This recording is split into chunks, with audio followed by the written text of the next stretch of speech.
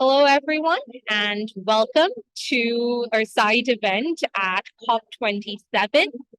We are conducting this in Sharm el Sheikh here in Egypt, and we have speakers joining us from across the world as well. And this is a side event that is conducted by the Parliament of the World's Religions, UNEP Space for Earth Initiative, and the Bahu Trust. And we are very honored to have with us today an eminent panel of speakers who will be speaking to us on the topic of a right to a healthy environment and how we can adopt faith-based and ethical perspectives in order to achieve this goal. My name is Kehkashan. I am the founder president of Green Hope Foundation and the youngest trustee of the Parliament of the World's Religions. I am delighted to be your moderator for this session today. This was supposed to be an in-person event, but due to the digital divide, we had to suddenly switch to a virtual audience. But no matter, we are continuing with our side event to hear the wonderful perspectives of all of our panelists here today on such a very important topic, which is the right to a healthy environment. A lot of the conversations at COP27 since a few days that it started has been around the intersection of humanity and climate change and how recognizing just how much human beings are being affected by climate change and all of its impacts. And therefore, today, us talking about the right to a healthy environment where we as human beings, as people who are part of Mother Nature, our right to breathing clean air, drinking clean water, and to just thriving in a healthy environment is absolutely paramount. And on top of that, when we adopt an ethical and faith-based perspective where we really have a values-based approach towards solving this conundrum of how we can actually ensure right to a healthy environment for everyone, this is a very, very important topic of discussion. And so, without any further ado, I would like to invite our panelists to share their remarks with us and get the discussion started. So the first panelist I would like to invite, who was not able to join us virtually or in person, but was able to send us a video message, is Her Excellency Maria Fernanda Espinosa, who's the former president of the UN General Assembly and current senior fellow at the Robert Bosch Academy. So Ms. Maria sends us her message from Buenos Aires.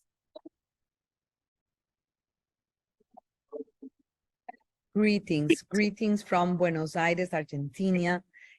Thank you to the Parliament of World Religions for inviting me to speak about a crucial topic, about the climate crisis. And we are doing that in a moment of great chaos and uncertainty. And let me start just to mention that a few weeks ago, we came across UNEP's emission gap report and its appalling conclusion that very little or no progress has been made in reducing the immense emissions gap for 2030 since COP26, and that current environmental policies with no additional action will result in global warming of 2.8 degrees over the 21st century. So this data and all the scientific evidence could be the definitive cause for losing faith in humankind and its ability, our ability, to simply exercise the instinct of self-preservation.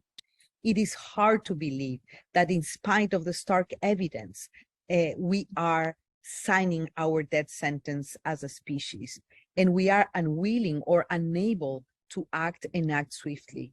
We all know what will happen to the planet if the temperature rises by 1.5 degrees. Now we seem unperturbed by the warning that the Earth's temperature would increase by almost 3 degrees. So again, following UNEP's emissions gap report and so much more evidence, including the recent World Meteorological Organization climate outlook and the poor response of the international community, we cannot afford to be pessimistic and stay in paralysis. In order to act and act effectively, we have to be clear about where the problem lies, even if it's controversial. Let me give you an example. In 2021, the G20 countries spent more than $200 billion on fossil fuel subsidies. Not to mention that they had pledged to remove the most inefficient subsidies the previous year. Let's imagine what level of fuel subsidies we could have in 2022 amid a conflict that has profound energy security implications. And leaving aside the conflict scenario and its energy security implications for the European continent, the global addiction to fossil fuels could be solved with political courage, with political will. If there were such a determination to use all the money that we use in subsidizing fossil fuels and use this money again for mitigation, for adaptation, for loss and damage, for resilience building towards a just transition, or to invest in innovation, to promote clean sources of energy, we would be living a very different reality today. So my dear friends, in late July this year, the United Nations General Assembly declared that a clean, healthy, and sustainable environment is a human right for all, not just a privilege for some. This resolution showed us that it is possible to generate policy changes with courage and determinations. So how can we achieve this courage and determination that we need to act immediately on addressing the climate emergency? This has a lot to do with faith, be it religious or institutional or both, but it is a force leading to the needed structural changes. I am convinced that the strength that makes us achieve things, the faith that moves us, needs a profound cultural shift, a narrative shift in understanding that development, that well-being, and dignity should be decoupled from unlimited growth. Yes, we need to fix the narrative at various levels. First, we need to reframe the definitions of wealth and the right of nature to exist and regenerate as the very scaffold of our own survival as a species. It also implies that we cannot continue to consider nature, the environment, as a repository of unlimited resources. Second, more from an institutional perspective, we cannot continue considering nature as an object, but a subject of rights. The increasing traction, for example, of environmental litigation and enabling legal frameworks, such as the right to a healthy environment, the constitutional rights granted to nature in countries like my own, Ecuador, or thriving climate-related reforms introduced in Portugal, or legal decisions taken in national courts of Germany, are reasons for hope. In this sense, we do not need to have faith that it will happen, but there are concrete examples that it can be achieved from the policy side, from the legal side, from what communities are doing every day. And third, from the governance perspective, we require a multi-scale, multi-stakeholder governance of environmental goods and services. And we need to acknowledge the critical role of regional and local governments in this equation.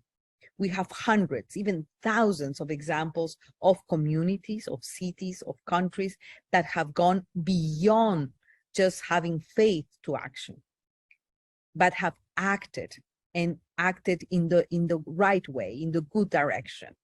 The idea of moving from faith to action is the message I would like to leave with you today. This should be a conscious and sustained effort to weave among the scales and actors, to act locally and globally. We cannot afford the luxury of pessimism and inaction. We need to rally behind the power of we, and I repeat, the power of we, and leverage on academia, on activism, on science, on civil society, on faith communities, on the private sector, that we all have the duty and the responsibility to protect our planet and the rights of present and future generations to live in a healthy environment. Let's hope that the outcomes of COP27 are going to be bold, are going to be transformative, because that's what we need. I wish you all the best in the debate and the dialogue today, and I thank you for your attention. Thank you so much, Ms. Maria, for sharing your views with us today, connecting with us from Buenos Aires. And absolutely, now is not the time for pessimism or inaction, or, both. It is about moving forward, moving ahead with action so that we can truly adopt this value-based approach towards ensuring the right to a healthy environment for every single human being all across the world. And in that way, build optimism and build hope through our actions. Thank you once again. I shall now give the floor to our next panelist, Dr. Iyad Abumoghli, who is the head of UNEP's Faith for Earth initiative. Dr. Iyad, the floor is yours. Thank you, Kehkashan, and thanks for our partners at the Parliament of World Religions and Bahu Trust. I'm very delighted to be with you today and with a distinguished panel. I believe this is a celebratory moment for the adoption of the General Assembly resolution on rights to a clean, healthy, and sustainable environment, which was adopted a few months ago. This is a historic moment indeed in environmental governance. After 50 years, after the first conference on on the relationship between humanity and the environment, which was held in Stockholm in 1972. As you might know, the resolution recognizes that the impact of climate change, the unsustainable management and use of natural resources, the pollution of air, land and water, the unsound management of chemicals and waste, and the resulting loss in biodiversity interfere with the enjoyment of this right. And that environmental damage has negative implications, both direct and indirect, for the effectiveness or effective enjoyment of human rights. In the context of sustainability, equity refers to all people, anywhere, having access to the same basic needs, including food, energy, clean air, good health, and safe drinking water. Environmental equity means not only access to environmental benefits, but also security against environmental hazards, regardless of gender, religion, background, development, or developing citizens. While this concept considers the current generation, intergenerational equity is essential and requires providing the same opportunities and access to services and rights to future generations. Indigenous people, women, and ethnic minorities face discrimination already in access to rights. The impact of the adoption of this resolution requires adopting appropriate policies and mechanisms, as well as financial resources, to ensure the implementation of this resolution and that it does not leave anyone behind. A rights-based and people-centered approach should be adopted in the development of the mechanisms and to ensure environmental and climate justice. While this resolution has just been adopted by the General Assembly a few months ago, this right has been there for millennia as part of religions and religious teachings and spiritual beliefs. Faiths and religions include a set of values and moral principles and describe rules to be followed by their communities. Almost all religions relate humans' existence to the divine power.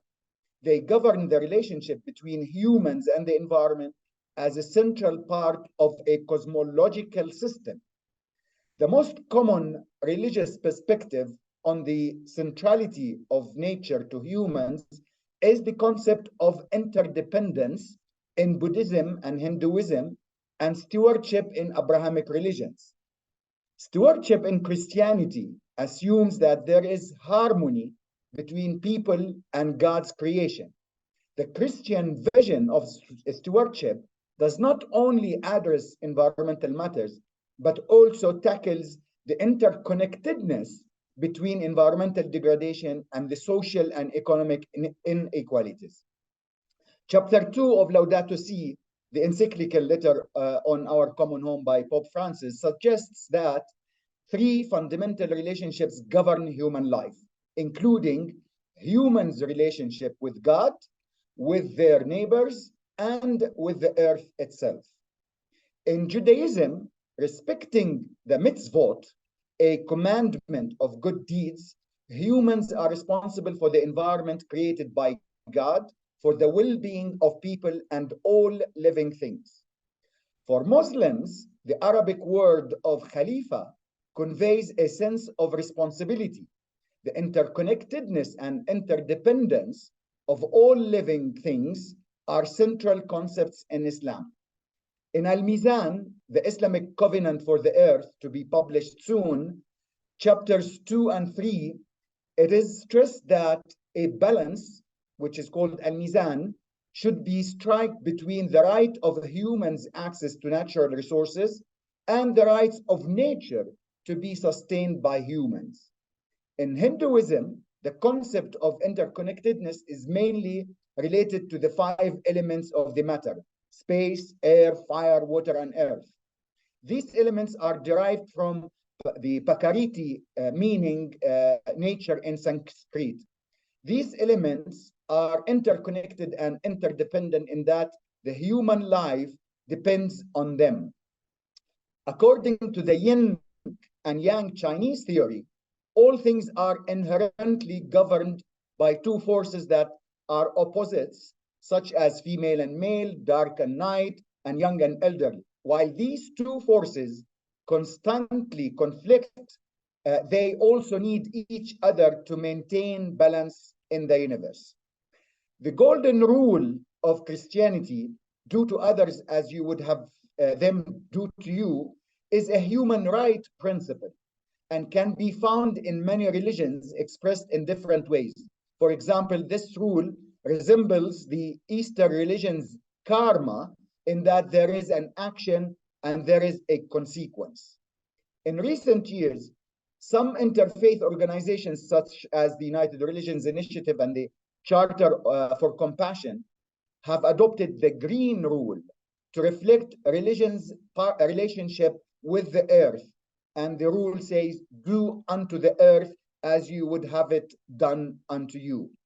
This principle not only provides a common approach to the relationship between humans and the earth, but also stresses the fact that human behavior is detrimental to what happens to nature.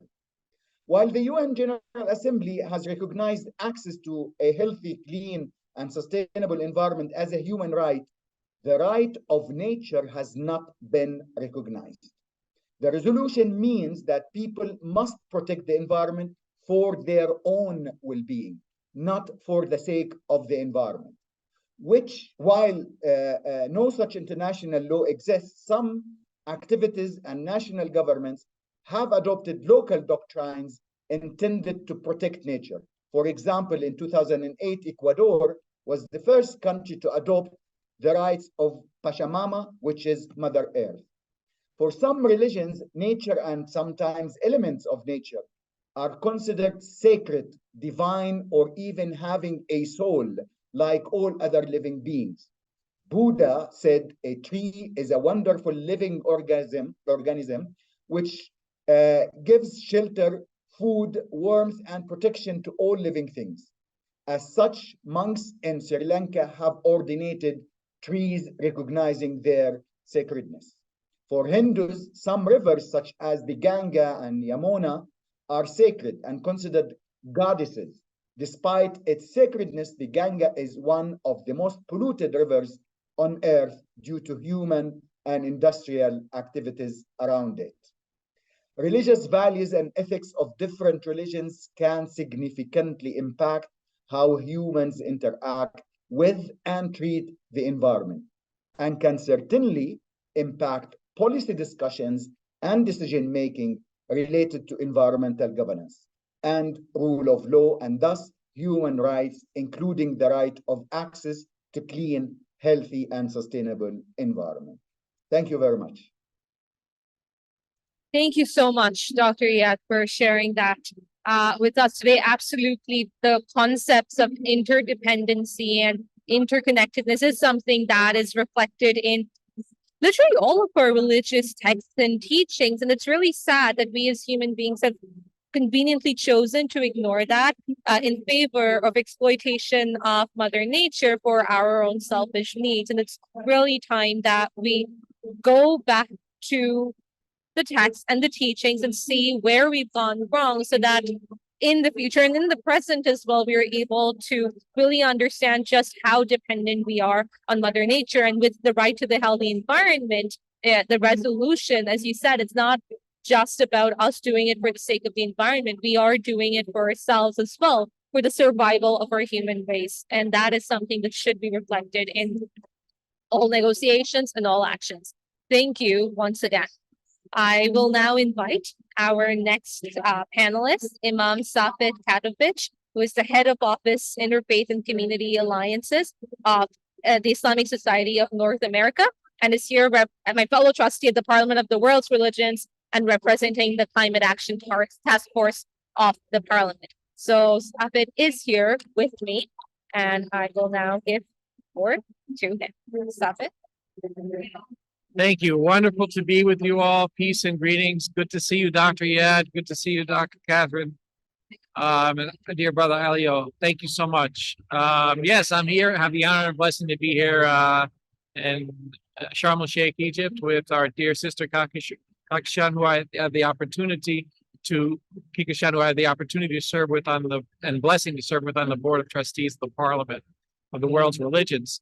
I'd like to give a shout out to the other members of the Climate Action Task Force, and I don't going to go through all their names, but I co-chair the Climate Action Task Force of the Parliament of the World Religions with my dear brother David Hales. Some of you may know him. He used to be the chief climate negotiator during the Clinton administration for the United States government, and a wonderful, amazing team of folks at the Climate Action Task Force. What I'd like to do today, in the brief time that has been allotted to me, is to briefly talk about the process by which the Parliament engaged in the right to healthy environment, or affectionately known as R2HE, the General Assembly resolution, which passed in August, and then speak a little bit about the ethical and religious perspectives. I know Dr. Iyad has already highlighted some of those, but I may take a little bit of a different approach or tact with regard to some of the items that might have been mentioned. Apologize in advance if there were any redundancies. As to the process within the Parliament of World's Religions has various task force and areas of focus. And one of the task force that it has is the Climate Action Task Force, which, as I mentioned, I'm honored to co-chair this year with David Hales. And when the right to healthy environment was sort of coming into the fore in terms of active discussions and conversations at the international level, Parliament's Climate Action Task Force began to engage with other civil society groups that were working on this at the United Nations. And here I would like to make mention of the importance and continuing importance of civil society participation in the deliberations, especially regarding the climate. Civil society is where it is at, both in terms of the repercussions, the impacts of the climate emergency, as well as the solutions. Civil society is where it is at, and it is a partnership between civil society and an expanded understanding of civil society, which includes both those who are involved in what would be sometimes termed secular environmental groups, but also the religious and faith communities working hand in hand with the experts, that is the scientific expertise, the technological experts, to develop solutions necessary. Apologize for the background noise. We are coming to you live from Sharm el-Sheikh in Egypt. So as to the process, the Parliament, which is the oldest and considered to be the birthplace of the interfaith movement, going back to 1893 for its first convening, which took place in Chicago. And 2023 is going to be the anniversary convening, so we look forward to seeing many of you hopefully in Chicago again, was considered to be a part of a technological Columbian exhibition, as it was called, in Chicago. So you had this idea of America showcasing its technological achievements in the world as well, side by side with the religious convenings. And I think there's a lot of that being reflected in the COPs that we see, both the presence of the business and the technological aspects, as well as civil society and religious communities as well.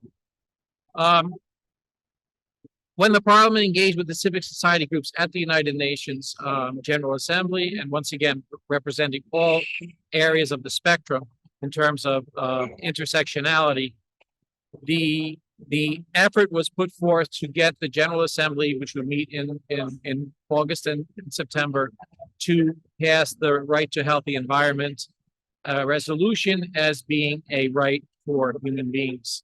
And as an addition to the United Nations Declaration of Human Rights, which was, as you know, agreed upon and voted upon by the world's nations in 1948.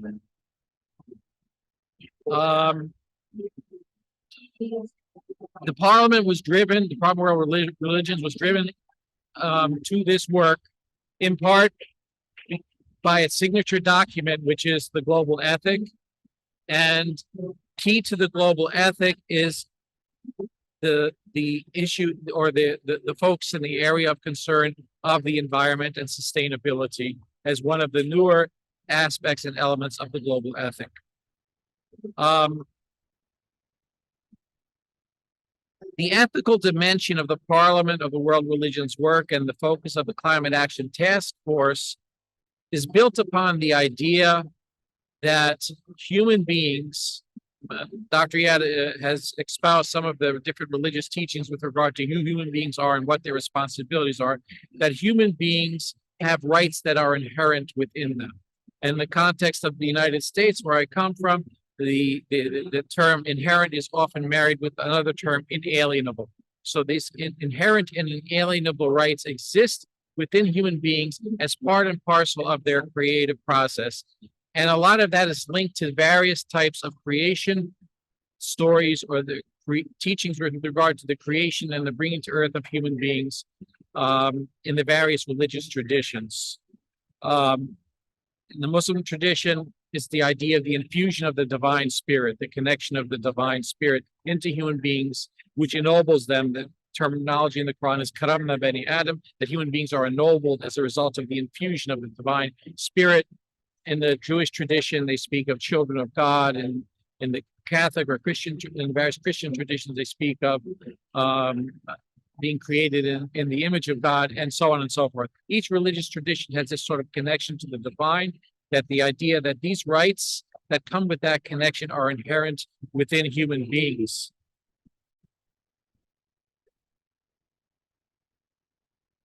Now, the way the process worked within the Parliament was that the Parliament's task force on climate action developed a resolution that the Parliament's board as a whole would consider at its next semi-annual board meeting.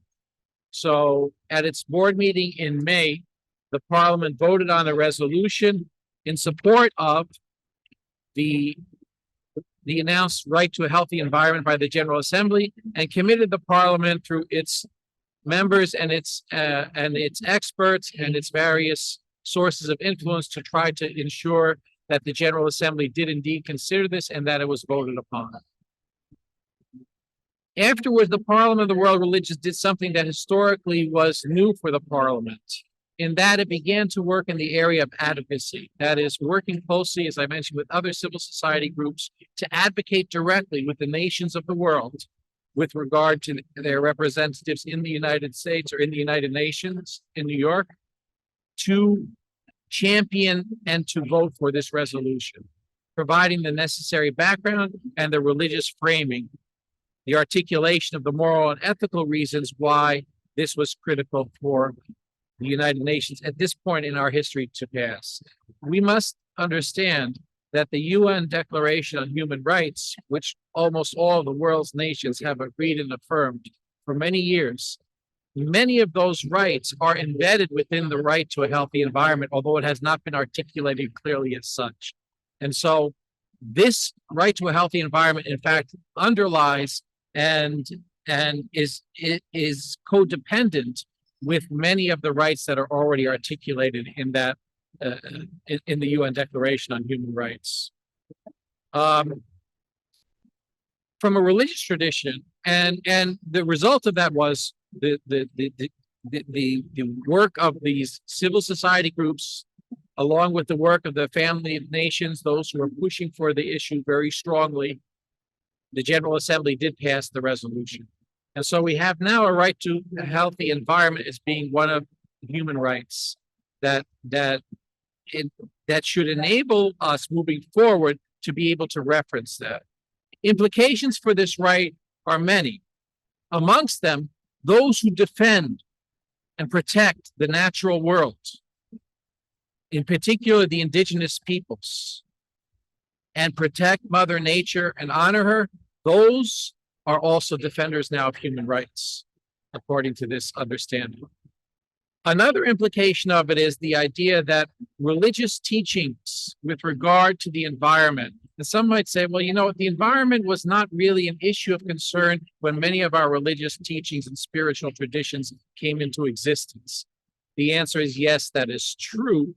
Not as a concern now with regard to human-caused global warming and climate change, but we do have teachings with regard to responsibilities to protecting and honoring our neighbors, the strangers, those within our communities. And if we understand that our neighbors include human and non-human, we begin to see that this idea of rights and responsibilities to nature is very much a part of human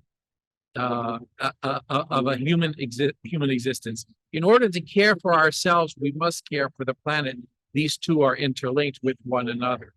Our ecosystems are in fact ecological neighbors, and our religious teachings teach us about caring for, honoring, protecting, ensuring the well-being of our neighbors. The idea of right, and I'll finish here, the right to a healthy environment. Here I'd like to, if you allow me, to just briefly reflect on some of an Islamic teaching with regard to the idea of right. The term right in the Arabic language is also the term for truth. The Arabic language, which is the language of the revelation of the Quran, is a very pregnant with meaning language. And so the term haq, or right, also means and includes the idea of truth, protection, duty, responsibility. So it has many, many aspects to that singular word. One of the ways in which students of the language of the Quran's teachings try to, and this is sort of the ethical approach from my religious perspective, try to understand Islam's teaching is through what they call the linguistic understanding of the word.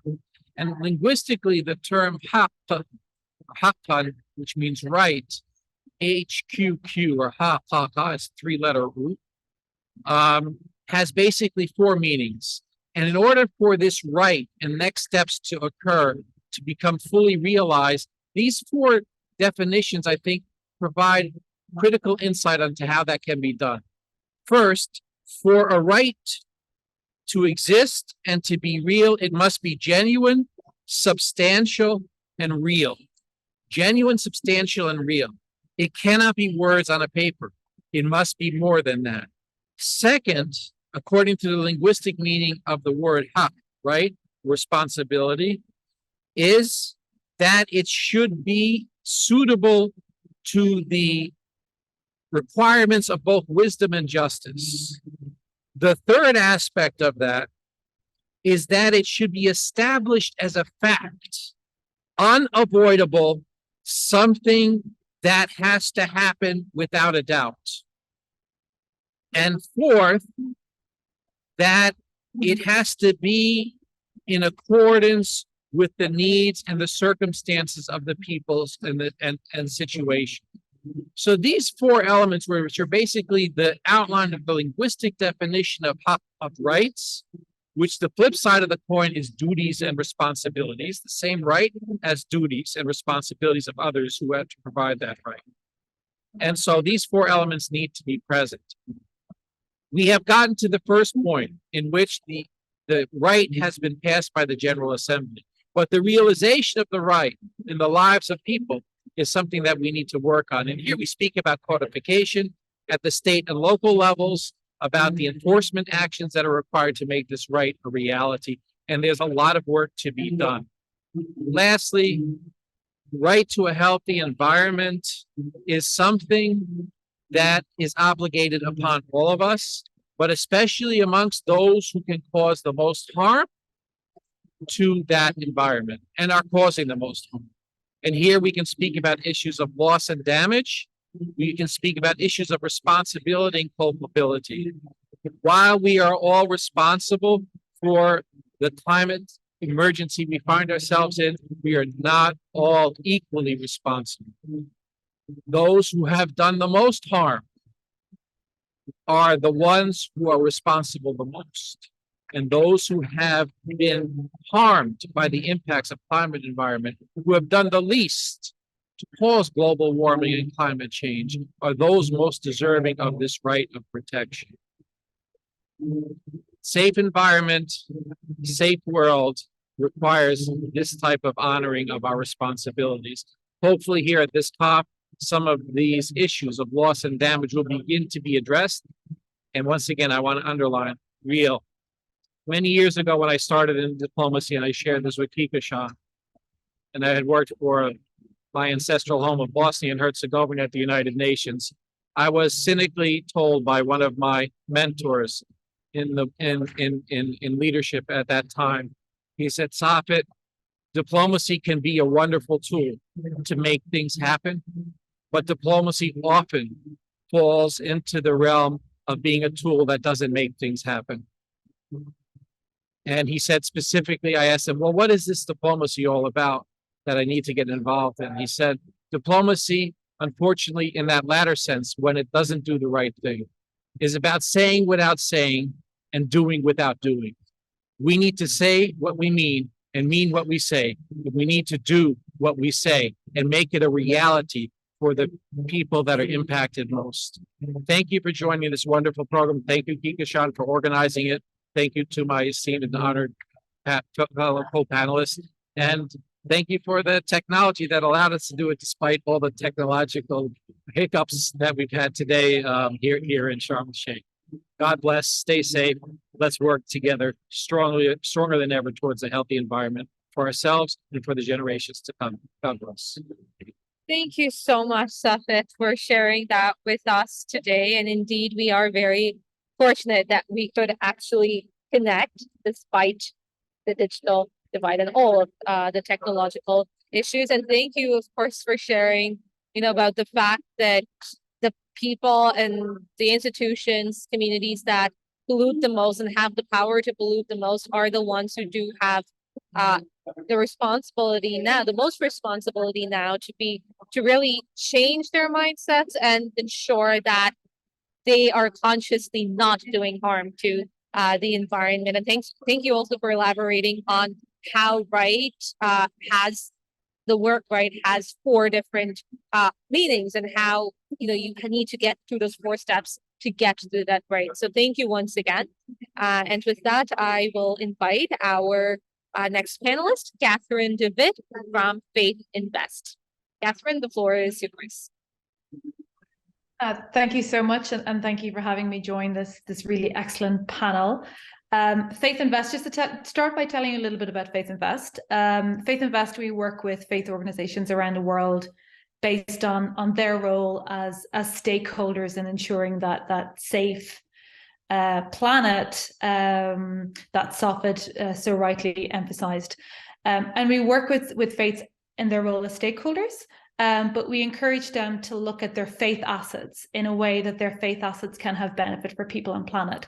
And in particular, we work with them on how they can use their financial assets, so their investments, to achieve a livable future. During this panel today, I'm actually going to talk a little bit more around the encyclical Laudato Si that Dr. Iyad mentioned in his contribution. And I want to reflect on the synergies between the encyclical and on the concept of a right to a healthy environment, and indeed then touch on the potential and the role of faith organizations in advancing this right and in advancing the movement and the narrative around this right. So just to touch on the encyclical, as we know, the basis of the encyclical points out the systemic kind of interconnected nature of a lot of the urgent problems that we're facing today. And importantly, it shows quite boldly how economy and environment are very much part of the same system. When I think about the synergies between the right to a healthy environment and what's within the encyclical, there are three kind of core themes that come out for me. So the first theme is the realization of this theology of ecology and social integrity, of loving, sharing, and caring as a human manifestation of virtue, and humans themselves as being a manifestation and as being communion with the planet. And then, of course, the outlining, the second theme is the outlining of the dilemmas that faces modern humankind, which we've heard about already, and which we see now on an everyday basis: climate breakdown, biodiversity loss, soil and water degradation, universal pollution. The third theme then, which I think is very relevant, is this notion of the common good, which is fundamental to Catholic social teaching. And then with that, and again, this has already been touched on, with this notion of the common good is this notion of universal responsibility on all of us to care for our common home. And the insistence then that this is an individual and collective responsibility to ensure everyone's right to a safe and healthy and sustainable environment, especially for future generations. So this twinning of responsibility and rights and duty of care, and the caring of the planet as a way of doing justice, not just for the environment, for nature, but also for humans. So bringing together these three themes, the big offering within Laudato Si is around this concept of integral ecology. And this concept places a lot of value on interiority, the need for an interior conversion within ourselves as humans to bring about the much bigger, broader ecological inversion, which is so urgently needed. And I think what really matters at this particular point in time is how do we collectively deal and respond to this concept. As part of this, I think we need to remember that the encyclical is much more of a social document than it is an environmental one. It's a document about human and social well-being. So yes, it identifies this common negative logic underlying the world's problems, but more fundamentally at that, it calls for something broader, more encompassing than what we might mean by, say, sustainable development. And I would add what we might mean even by environmental action or climate action. It calls for integral and sustainable human development. And this might mean, that we've just added the word integral, but that extra word makes all the difference. And the right to a healthy environment, I think, is key to that concept of integral being fully realized. So in Catholic social teaching, integral human development means the development of the whole person and the development of every person. And such multifaceted development goes well beyond, our understanding, say, of progress, of human progress, of societal progress. So this emphasis and reliance on GDP, of economic and material progress, on consumption. Integral human development encompasses the cultural, the social, the emotional, the intellectual, the aesthetic, the religious dimensions. And most importantly, and very much at the core of this, is the invitation for each person on the planet to flourish. So this emphasis on human flourishing. And a healthy environment is a necessary condition for human flourishing. So the right to a healthy environment demands that we redefine progress, that we change the hierarchy of public values, and that at the heart of progress is the protection of the common goods of nature, air, water, the goods that belong to all humanity, and of course to all the living beings that we share this planet with. And this is a demand also in the encyclical. We see these synergies. Although I believe that there's not a specific mention per se to the right to a healthy environment, but there is a very strong emphasis on access to safe, drinkable water as a basic and universal human right. And this right is very much recognized as being essential to human survival, human flourishing, and of course, it's phrased within the context as being a right for the condition and for the exercise of other rights. So human flourishing, integral human development across the spectrums of the cultural, the social, the economic are certainly empty and meaningless without a clean, habitable environment and of course a safe, livable future. Indeed, the encyclical emphasizes the urgent need for synthesis and integration of perspectives. And I think a lot of this has been picked up already. I love this idea of expanding what civil society means, what it looks like. So the encyclical calls for a new solidarity, new types of governance, the urgent need for synthesis and integration of perspectives in tackling problems that are both environmental and human. So going back to the integral. And in many ways, what we've seen with this UN resolution on the right to a healthy environment is Laudato Si in action. But of course, we know that this is only very much the first step. And making such access to human right, you know, we know it's the result of negotiations and the convergence of rules and so on. But I think this is very much, as I mentioned, Laudato Si in action. This is this dialogue, which is so much a theme within the encyclical. And of course, it can also help to ensure that how we respond to the hugely complex planetary problems that we're faced with are not solely based on technological fixes. So a core message within the encyclical is that we cannot rely solely on technological fixes to solve the climate crisis, but that we need and require a fundamental transformation in our relationship with each other and in our relationship with the planet.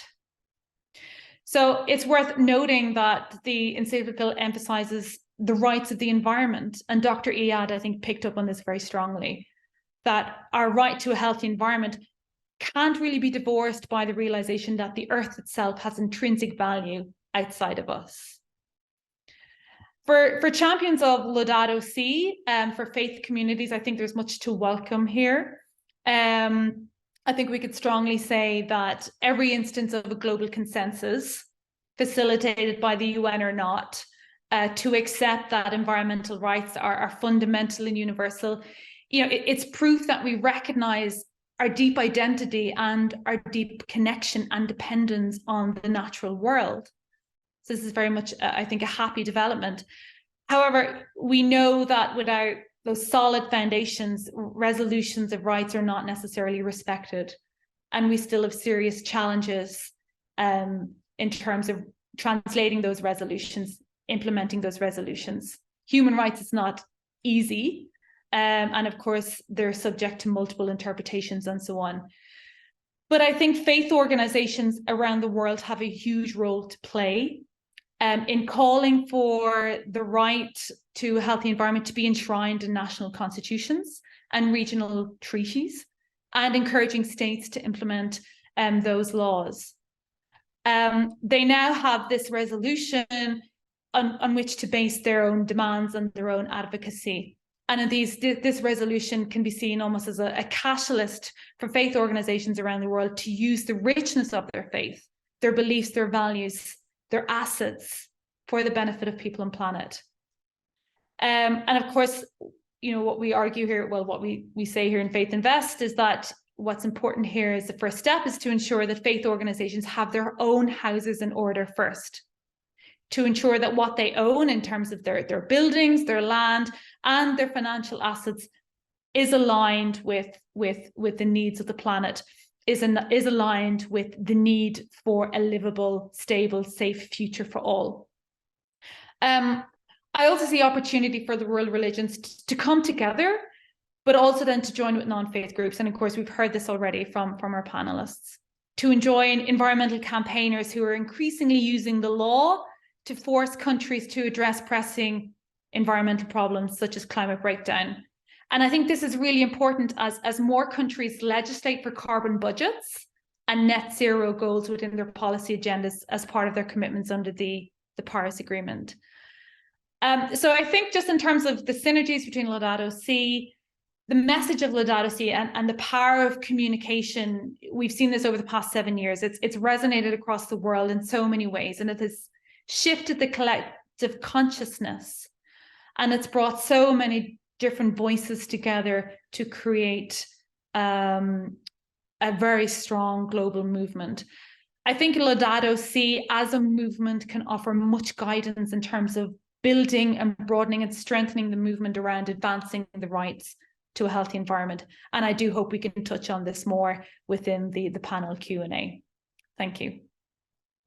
Thank you very much, Catherine, for sharing your perspectives with us today. Thank you for highlighting the teachings of the encyclical and just how relevant it is to our current state of being, our current state of affairs. And, you know, it is very much relevant to a lot of discussions that are happening here at COP27 as well. And absolutely, we do need a transformation of the way we approach our climate actions, where we need that faith-based approach. And, you know, as you mentioned, faith-based organizations have a very, very big role to play in bridging many of these divides. And now, thankfully, the role of interfaith and faith-based organizations is finally being recognized as a very important part of civil society. And hopefully these values carry forward to other stakeholders as well.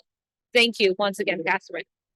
I shall now invite our next speaker, Alieu J. Pusah, who is the chapter head of Green Hope Foundation, Liberia. Alieu, you have the floor.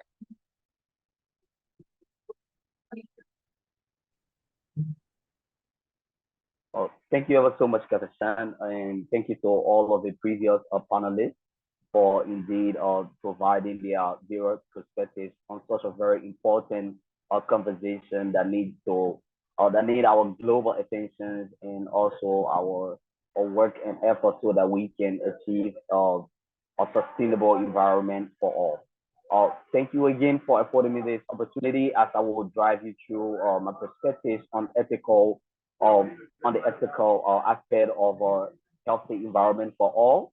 And I will drive you through the opportunity and also some of the loopholes that the COVID-19 pandemic has presented to us as to reawaken our spirit of togetherness so that we can achieve a global and sustainable environment.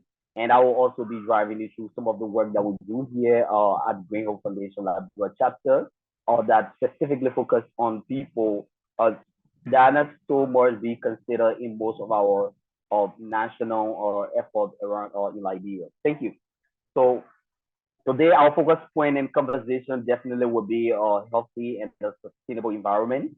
The right to a healthy and clean and sustainable environment as resolute commitment by the majority of members of the United Nations is a clear manifestation of the needed actions to revive our human commitment and empathy for the planet. There has been one single obstacle to all other resolutions, and that single obstacle has to do with the adequate and holistic implementation of those resolutions that were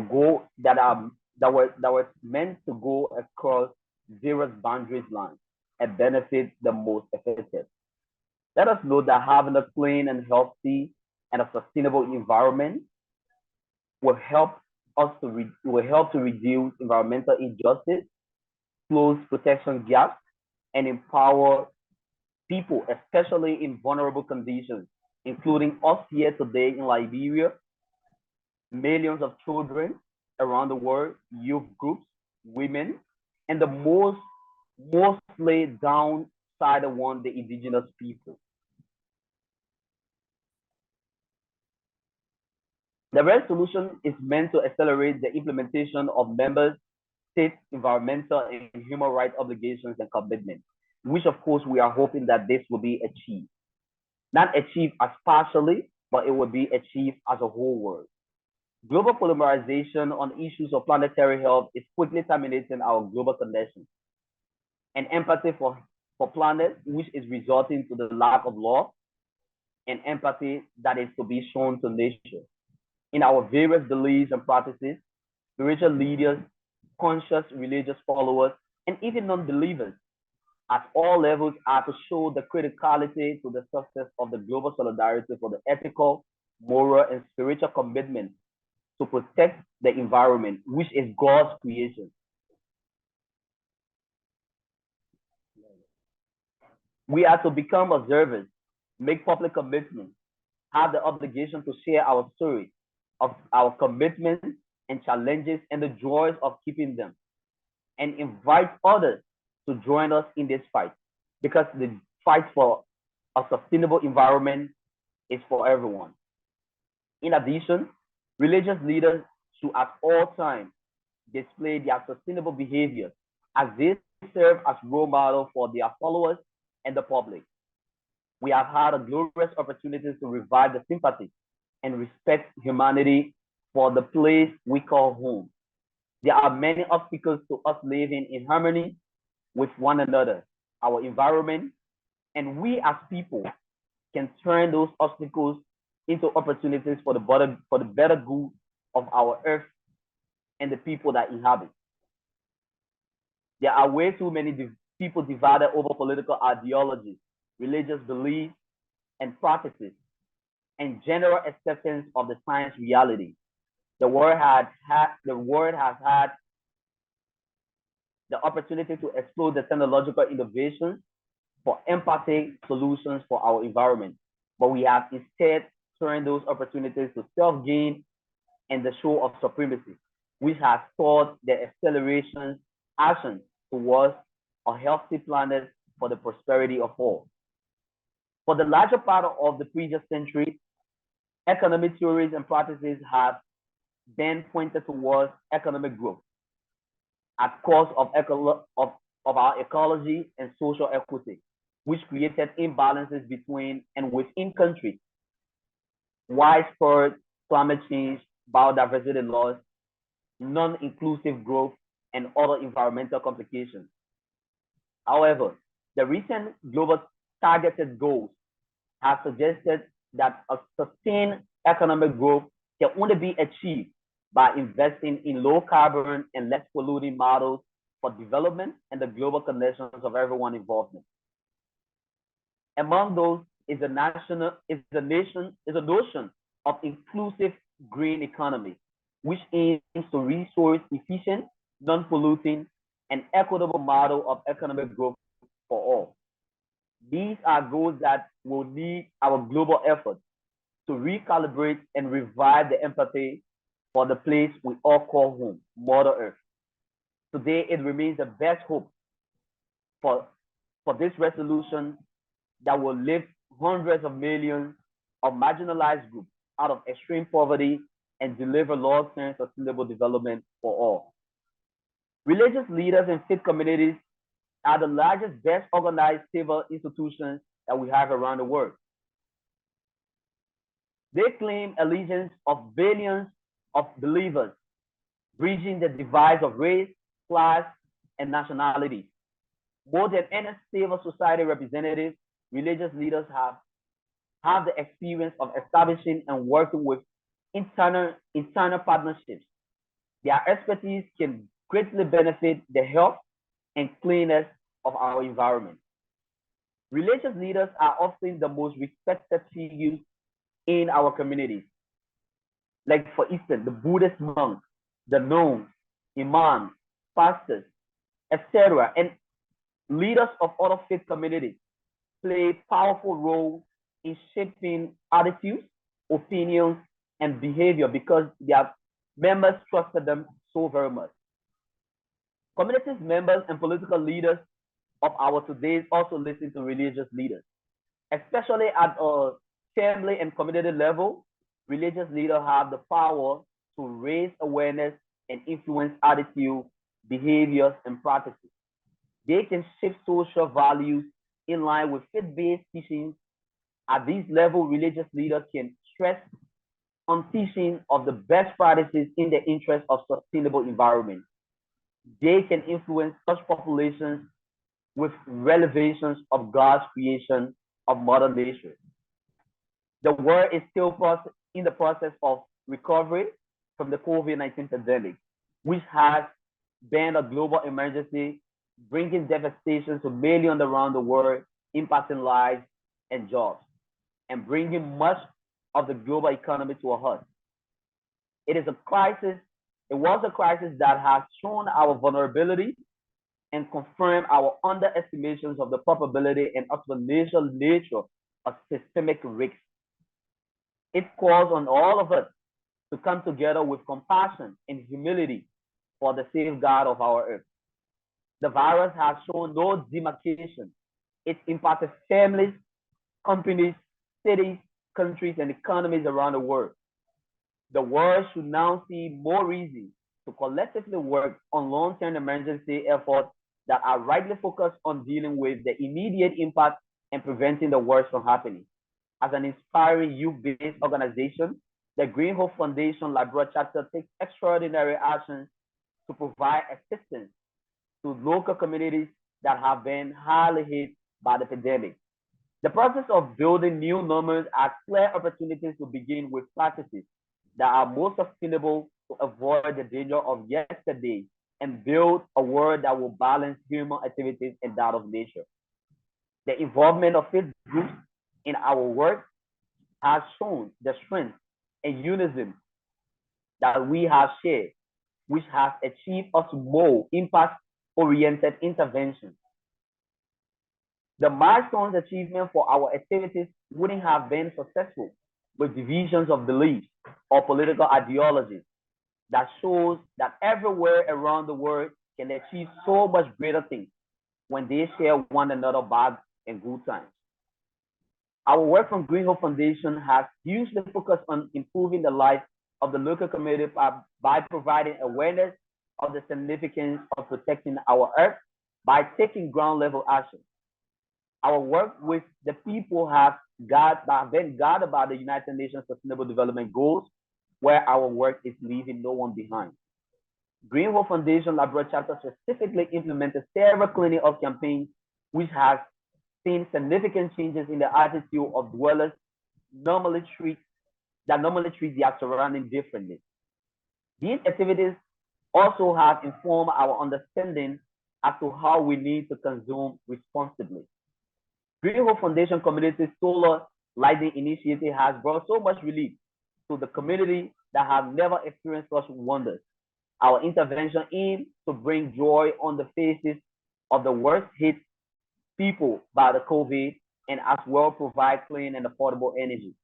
Our ground level works are meant to trigger society organizations, government agencies, and international organizations to do their part for a more sustainable and a safe world through green action. Our planet is our home, the place that sustains us, but we are living in harmony with nature. That's the questions that we all should be answering. It seems like we humans have embraced a path of self-destruction, thereby destroying the very home that shelters us. Our actions have resulted in the increase of carbon emissions, deforestation, and land degradation. Our water bodies being engulfed with plastic content. And all of these human-induced problems are having detrimental effects on our ecosystems and the economy that we are all anxiously developing. As government around the world embark on providing stimulus packages to citizens, it is very important that we have changed behaviors so that we can go back to business as usual and lack in old habits and continue pollution spending and infrastructure that will inflict further harm on the very people, communities, and the environment that these stimulus packages seek to support. It is time to work as people to halt the environmental disasters on hand, because the urgency that is needed now is more wanted than it has been ever. Thank you ever so much to my previous panelists and to Green Hope Foundation for affording me this opportunity to provide my perspective from the angle of youth advocacy and action-based to improve our environment. Thank you ever so much. Yeah, thank you so much, Alieu, for connecting with us today and sharing Green Hope Foundation Liberia's work, as well as speaking about just how important ground level actions are in the face of climate change and how they contribute towards bringing joy, which is exactly what we strive to do. When we use a values-based approach, when we're empathetic and compassionate, and when we adopt the teachings of our various faiths that tell us that this is what we can do to create a healthier, safer world for all, for Mother Nature, for ourselves, and live in peace and joy and harmony. So thank you once again, Alieu. With that, thank you to all of our panelists for sharing your remarks today. I do see that we have a question here. It says it's for me, but honestly, I would, I pass the question on to all of our panelists today. It's from Kamran Shehzad, who asks, what are your thoughts on the relationship between places of faith and youth? And what advice would you give to both faith establishments and young activists in working together for climate and environmental action? So I think that's a very relevant question, given that today is Youth Day at COP27. And while a lot of the time, people often view faith-based organizations, faith institutions, and the work of young people as completely separate, that is really not true, because there's so much of knowledge sharing that can happen where young people, whether they're believers or non-believers, can learn from the teachings of multiple faiths and indigenous faiths at the same time, so that we're all together able to adopt a more values-based approach and be empathetic to our fellow human being and to Mother Nature as well. So there is opportunity for both young people and faith-based organizations to collaborate, work together. I think today's call does prove that intergenerational solidarity in faith-based movements is something that is happening right now, and that is something that can definitely be utilized in the future for better climate action and moving towards climate justice.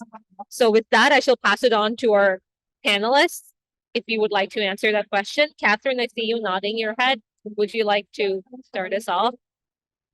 Yeah, I think I was quite struck by the question that it is almost as if faiths are here and the youth are here, two separate worlds. I think, first of all, a lot of faith organizations are very much involved in formal and informal educational programs and initiatives in schools and so on. So I think, to emphasize, really a starting point is for faith organizations to look at, well, what can we do within our own youth programs?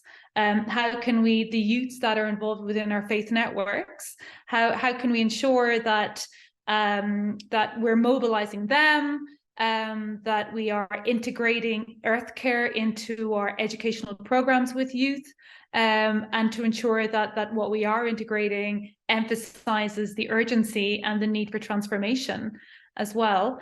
I think I'm calling in from Ireland, where the Catholic Church and Catholic development agencies played a really pivotal role in driving a divestment campaign in 2015, around the same time that the encyclical was launched. And during that time, they partnered with a lot of civil society organizations that had a lot of youth participation and involvement. And I think what was key here was just the appeal of the focus. So divestment away from fossil fuels, it had a lot of appeal as a campaign and as a movement that had relevance for the faith world, and that had relevance and appeal to youth organizations. So I think, just to quickly answer the question, I'd encourage faith organizations to look at their own youth initiatives, their own outreach with youths within their network, but then also to really identify what's a real topic here that can bring us all together, that we can all kind of rally around. And I think for a lot of our youth, it is around their future. And it is around, what will their world be like? What is their world already like? And what will their world be like, 10 years, 20 years, the immediate future? So I think there's something really key here that can bring both together. Thank you, Catherine. Saffet wanted to make a comment. So Saffet, the floor is yours. Thank you so much. I think in a very brief and very simple language, shut up and listen. The older generation, we need to shut up and we got to listen. We got it wrong. We got it wrong. We didn't give our youth a choice. We put them in this situation. We're the ones who burnt the fossil fuels. We're the ones who set this up the way it is. And I think we need to learn to shut our mouths and to listen. And what does that mean practically? It means the willingness to step back. I have to say, I went to the pavilions here, and the pavilions where a lot of the countries are meeting. It's wonderful. They have their offices set up and all that for the meeting rooms.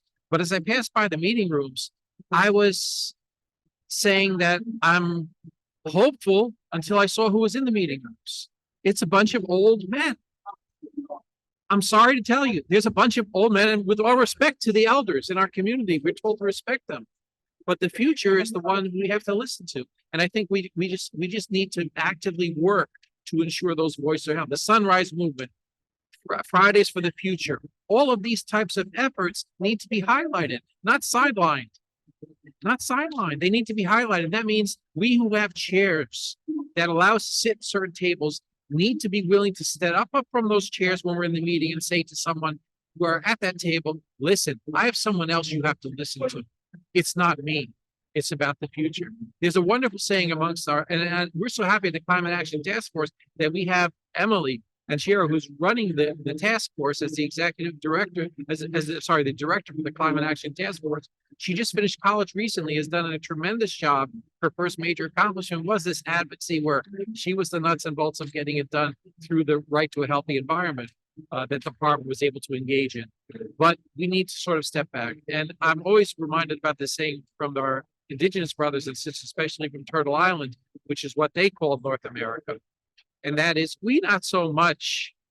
our children, not so much inherent from us, our situation, as we borrow from them. We borrow from our children's future. We've taken it. We need to give it back. It's not ours. And they need to take the responsibility to move forward. One of the things that we look in our faith traditions, I know at least within the Abrahamic faith traditions, those who were around our prophets and messengers, who were often maligned, criticized, and attacked viciously during their times, the ones who stood by them through the thick and thin had certain qualities. One of the qualities, most of them were very young. They were the young ones because the old folks didn't want those prophets and messengers around, whether you're talking about Jesus or Muhammad or others. They didn't want them around. And so it was the young people who stood by them. And it is those voices that withstood the test of time. So we sort of need to shut up, sorry to be so frank, and listen, and we can step aside. So let's do that. Thank you. Thank you, Saffet. Since we do have 7 minutes left, I will give the floor to both Alieu and Dr. Iyad for answering the question and any quick concluding remarks. So, Dr. Iyad, the floor is yours. Thank you. And Safet, after we shut up and listen as elderly people, I think the young people need to voice out and shout out. They need to make their voices heard. But we need to acknowledge, in fact, that there is a divide if we are talking about religions and young people. I know, especially in the Western part of the world, less and less young people go to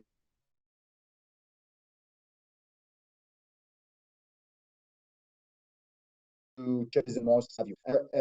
More young people are going to places of faith and worship. And we need to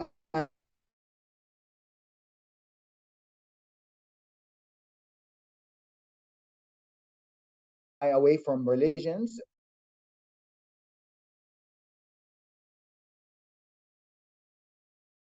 of the world make religions as a safe haven.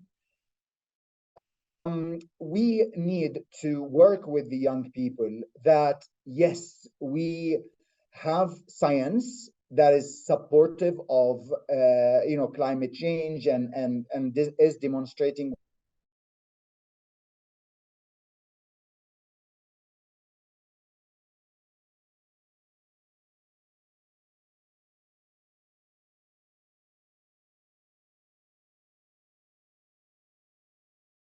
to work with young people to understand there is a value-based system represented by religions that they can resort to. And we need to go back to the basic principles of religions. On whatever we have said today, each and every one of us mentioned that in those religions and religious understandings, there are values that if we uphold to, that will change our behaviors in terms of consumption and in terms of production, which are the main issues that are causing climate change. Of course, I'm not saying that individuals are the cause of climate change. Of course, it is the industry, it is the economic paradigm that we are using and so on. But each and every individual has a role to play. And as you said, Imam Saffet, it is the future generation, or actually the current generation, because young people represent more than 60% of the global population. So they are the current generation who is and should be leading our efforts. So we will open our hands and hearts.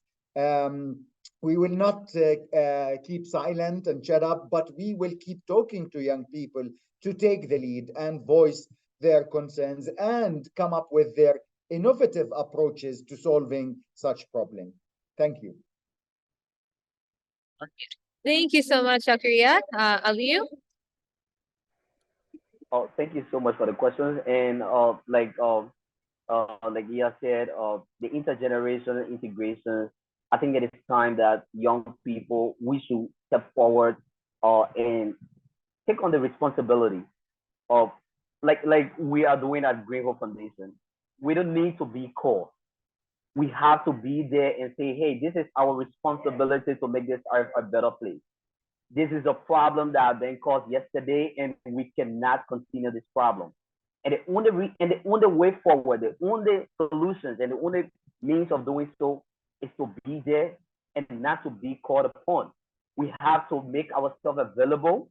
We have to take responsibilities of this problem and own it and find solutions to it so that tomorrow generation will not look at us and say, what did you guys do? And then we'll have no questions. We'll have no means of answering that question but to say, we didn't know. And definitely we know. We have had the greatest of opportunities to know the effect of climate change. We have had the greatest of opportunity to understand what poverty is, what poverty impact on the environment is. We need to find solutions to it now. As young people, we have the glorious of opportunity. We have technological innovation. We have education. It is time for us to step on those opportunities and own this responsibility and find solutions to it. So I think we need to step forward. Amazing. Thank you, Alieu. And with that, I would like to thank all of our panelists. You can come into the camera frame. All of our panelists today for being here with us, for being with us through all of these technological difficulties, and yet us having such an engaging discussion and such a successful side event here at COP27. These discussions around how we can adopt a values-based approach towards ensuring this right to a healthy environment and adopting a faith-based approach as well, and listening and learning from the teachings of all of our faiths.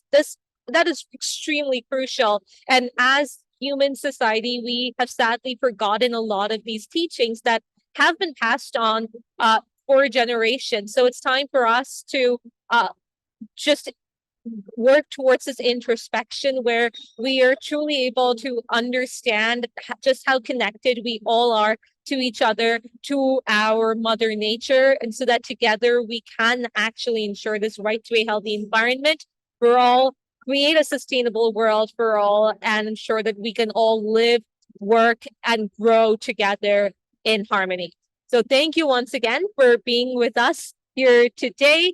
We hope that you have a wonderful day, and we hope that you enjoy the rest of COP27. Thank you and goodbye.